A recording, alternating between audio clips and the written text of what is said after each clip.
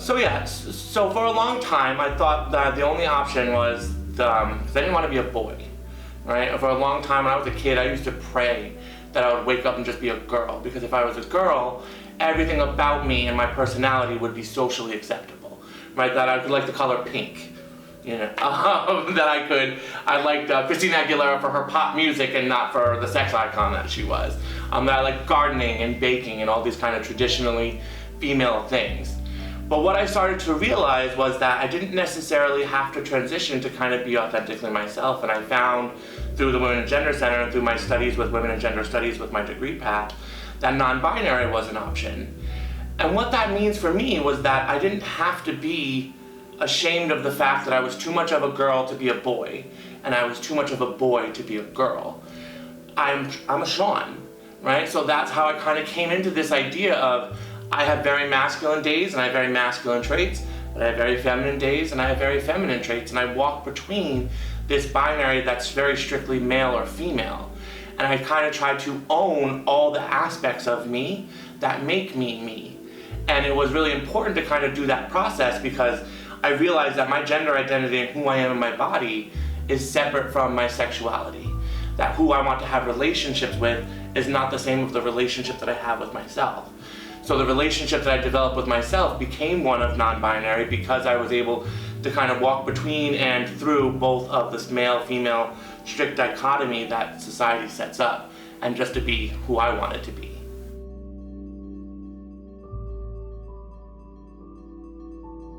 I think in the last 3 decades, I think that within America, so obviously lots of problems around the globe, very different. But I think here within America in the last 3 decades, there has been a monumental exponential shift in acceptance of LGBTQ identities. When I was in the 90s, you know, as a kid, I first saw Will and Grace, right? It was the first time I saw a gay person on TV. I loved that they were authentically themselves, and it was on ABC, you know, or NBC, you know, it was very much so out there. There was also an old show called Undressed on MTV, which was like a teenage kind of soap opera thing, and it had LGBT characters too, in very vulnerable positions around dating and love. And then when I became a freshman in college around 2006, I remember that was when the big gay rights movement really started around marriage, because Massachusetts had just passed gay marriage in 2005.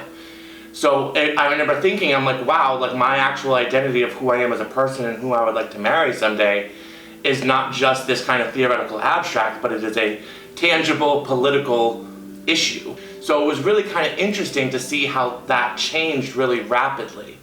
But there was still a lot, you know, in the early 2000s, there was still a lot of homophobia, there was still a lot of, you know, hate around LGBT issues.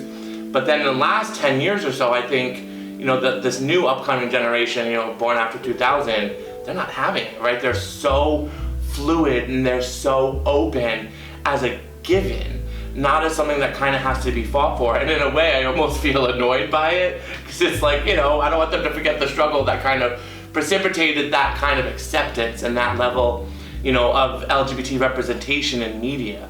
But now there are people and characters in movies where the LGBT aspect of it is just inlaid within the movie and it's not the central theme. So I'm excited to see that. I think there's a few issues now with coming out. I think one of the last frontiers here is around gender identity. You know, because if people start to accept, you know, being gay and lesbian, okay, well, you don't choose your attraction. But if you're transgender, then you chose to change your body. And there's that kind of pushback, it's almost fundamentalist in nature, that says, well, you did that purposefully, without the kind of understanding of the spiritual, you know, exploration of ourselves that precipitate us coming out as trans or non-binary. And there's a lot of hard misunderstandings around the biology that intersects with, you know, society and culture that creates our bodies and ourselves and how we actually relate to each other and what we want to do with our bodies to be our authentic selves. The issue where people think that sexuality and our gender identity is lumped into you're gay. And I don't think people quite understand the nuance there. That being gay and being non-binary are kind of exist on two different spectrums that are within the realm of our identities. And I still, I'm still coming out, right? I'm still figuring out all the ways that I am non-binary and how I present to people and how I present that information. One of the issues that people don't realize about coming out is it's not a one-time thing. When you come out every time you start a new job. You come out every time you go to a new organization or meet new people.